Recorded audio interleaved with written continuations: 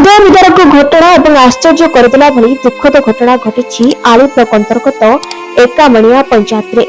आम समस्ते जानिछे महिषी माने नदी रे घंटा घंटा धरी पहनी पारे,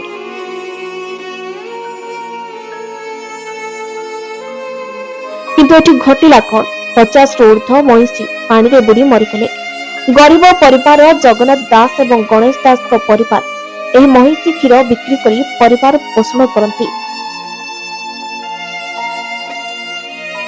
किंतु आज सर्वनाश हो जाइए।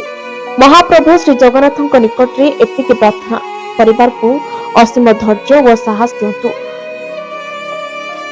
तत्सहित प्रशासन को निवेदन तदंत करी जहाँ सरकारी स्तर में साहाय्य अच्छी परिवार को दिया जाऊ।